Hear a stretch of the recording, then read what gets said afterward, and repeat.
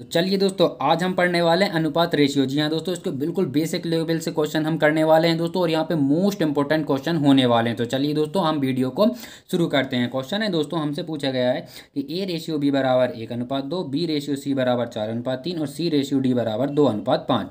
तो हमसे फाइंड करने के लिए पूछा गया कि A ratio B ratio C ratio D क्या होगा दोस्तों। तो इस प्रकार के क्वेश्चन के लिए एक ट्रिक होती है दोस्तों यहाँ पे। ठीक है दोस्तों, आपको कुछ नहीं करना है। ए बी क्या दिया हुआ है, 1 2 दिया हुआ है। ठीक है, तो ए के नीचे लिखिए 1, बी के नीचे लिखिए 2, और इसको यहाँ पे इस पद को खाली छोड़ दीजिए। ठीक है दोस्तों, बी और सी को क्या दिया हुआ है, 4 और 3। ठीक है, तो बी और सी के नीचे लिख देते हैं 4 और 3, इन दोनों पदों को हम क्या कर देते हैं, खाली छोड़ देते हैं। ठीक है, सी और डी क्या दिया हुआ है, 2:5। ठीक है, तो सी और डी दिया हुआ है 2:5, और इन दोनों पदों को हमने खाली छोड़ दिया, इसके नीचे के पदों को खाली छोड़ दिया। ठीक है दोस्तों, अब क्या करना होता है, इस पद के सबसे पास कौन है दोस्तों, ये 2 है, 2 वाली संख्या है, तो इसी को यहाँ पे लिख दीजिए। ठीक है, इसको यहाँ लिख दीजिए। अब हम देखेंगे इस पद के सबसे पास कौन है, यही दिखाई दे रही है। ठीक है दोस्तों, तो यही लिख देंगे दोस्तों। ठीक है, इसको यहाँ पे लिख दीजिए, सबसे पास ये है दोस्तों, और इस पद के सबसे पास कौन है, ये 3 है, तो इसको यहाँ कूद दीजिए। ठीक है, देखो ये संख्या जो है यहाँ पर कूद जाएगी, ये संख्या यहाँ इस पद पर कूद जाएगी। ठीक है दोस्तों, यही संख्या इस पर कूद जाएगी, छलांग मार देगी। ठीक है, अब हमको क्या करना है, इन सब का मल्टीप्लिकेशन कर देना है। ठीक है दोस्तों, तब हम मल्टीप्लिकेशन कर देते हैं आपस में, यहाँ पे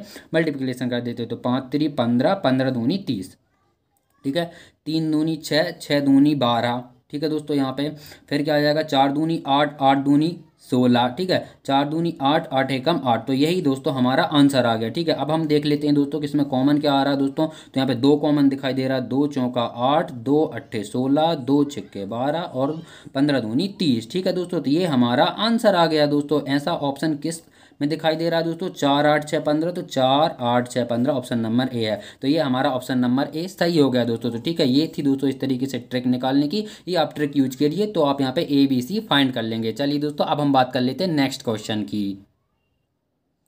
सो गाइस, क्वेश्चन नंबर 2 है दोस्तों, हमसे पूछा गया कि 2x बराबर 3y बराबर 4y। ठीक है, तो x ratio y ratio z का मान क्या होगा दोस्तों। तो जब भी बराबर में संख्या दी जाती है दोस्तों, तो इसको करने का क्या हल होता है, देखिए क्या तरीका होता है यहाँ पे। और ये क्वेश्चन एसएससी 2014 में पूछा गया था दोस्तों, तो ये मोस्ट इंपॉर्टेंट होने वाला है। तो याद रखिए, जब भी बराबर दे, हमको याद रखना, जब भी बराबर दे तो आपको यहाँ पे पूछा गया x बाय z फाइंड करना है। ठीक है दोस्तों, तो कुछ नहीं करना दोस्तों, आप मान लो x रेशियो y और z रेशियो निकालना है। तो आपको x जब निकालना है दोस्तों, तो यहाँ पे आप x पे उंगली रखिए और इन दोनों का गुणा कर दीजिए। ठीक है, तो 4 3 12 लिख दीजिए दोस्तों। ठीक है, अब आपको y निकालना है जब दोस्तों, तो y पे उंगली रख दीजिए दोस्तों यहाँ पे, और इन दोनों का गुणा कर दीजिए। ठीक है, 4 दूनी कितना हो गया, 8 हो जाएगा। ठीक है, और आपको जब z निकालना है दोस्तों, यहाँ पे z निकालना है, तो z पर उंगली रखिए दोस्तों, और आपस में इन दोनों का गुणा कर दीजिए। तो कितना हो गया, 3 दूनी 6 हो गया दोस्तों। अब कॉमन क्या आ रहा है दोस्तों, 2 छिक्के 12, 2 चौके 8 और 2 3 6 दोस्तों। तो 6 रेशियो 4 रेशियो 3, यही हमारा आंसर आ गया दोस्तों। ऐसा ऑप्शन किस में है दोस्तों, 6 रेशियो 4 रेशियो 3,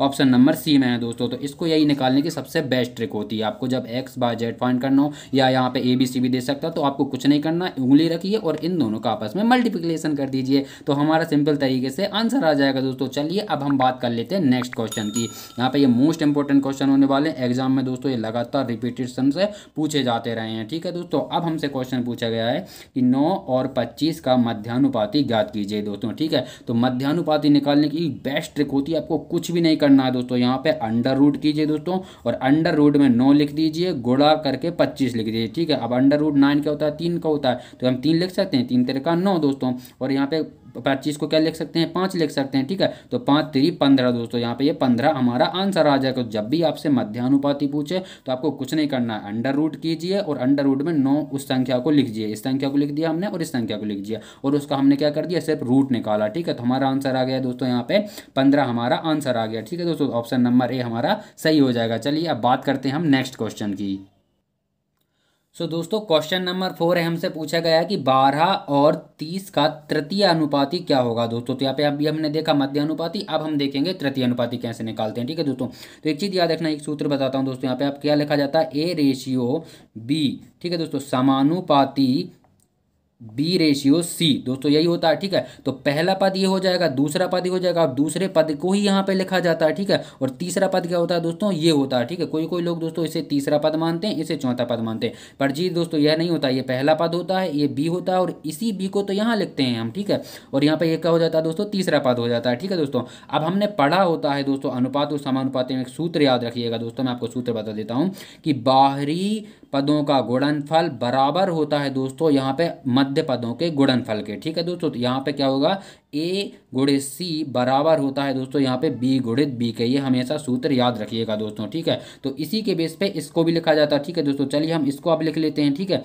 ए और बी क्या दिया हुआ है, तो 12:30 दिया हुआ है। ठीक है दोस्तों, समानुपात क्या लिखेंगे, यहाँ पे 30 लिख देंगे। इसी बी को हमने यहाँ पे लिख दिया, ये जो बी है इसी 30 को लिख दीजिए। और हमसे पूछा गया सी, ये सी हमसे पूछा गया, तो माना कि ये एक्स है, इसे हम क्या मान लेते हैं, एक्स मान लेते हैं। ठीक है दोस्तों, अब हम इसको कैसे हल करेंगे दोस्तों, यही होता है बाहरी पदों का गुणनफल। ठीक है, बाहरी पदों का गुणनफल यानी कि 12 गुणित एक्स, तो इसे 12x। ठीक है, बराबर हो जाएगा मध्य पदों के गुणनफल के यानी कि 30 गुणित 30 के बराबर हो जाएगा। ठीक है दोस्तों, 30 गुणित 30 के बराबर हो जाएगा।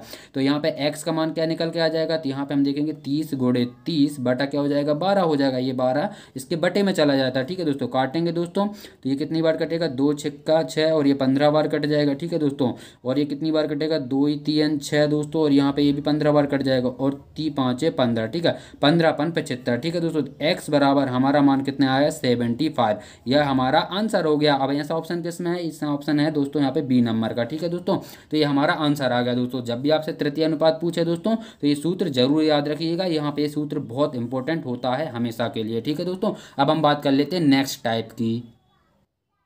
सो दोस्तों अब इस क्वेश्चन को ध्यान से समझना। ठीक है दोस्तों, ए का 30% बराबर है बी का 0.25% के, और ये बराबर है सी के 1.5 के। तो यहाँ से हमसे A ratio B ratio C पूछा गया है। ठीक है दोस्तों, ये मोस्ट इंपोर्टेंट क्वेश्चन है, तो इसको कैसे करते हैं। ठीक है, तो अब ए दोस्तों का मतलब गुणा हो जाता है। ठीक है, अब 30% परसेंट का मतलब 100, तो या 30/100 लिख सकते हैं दोस्तों, बिल्कुल लिख सकते हैं ना। फिर हम क्या लिखेंगे, बराबर लिखेंगे। ठीक है दोस्तों, बी गुणित यहाँ पे, अब दोस्तों यहाँ पे 25/100 लिख सकते हैं, क्योंकि दशमलव हटाऊंगा तो 2 शून्य नीचे लग जाएंगे दोस्तों यहाँ पे हम। ठीक है, अब बराबर क्या हुआ, सी का 1/5। ठीक है दोस्तों, तो हमने 1/5 लिख दिया। अब यहाँ पे 0 से ये 0 कैंसिल हो जाते हैं दोस्तों, यहाँ पे कितना हो जाएगा, 25 एकम 25 और 25 चौका 100, तो 1/4 आ गया। ठीक है दोस्तों, तो यहाँ पे हम निकाल के आया, क्या आया, 3a/10।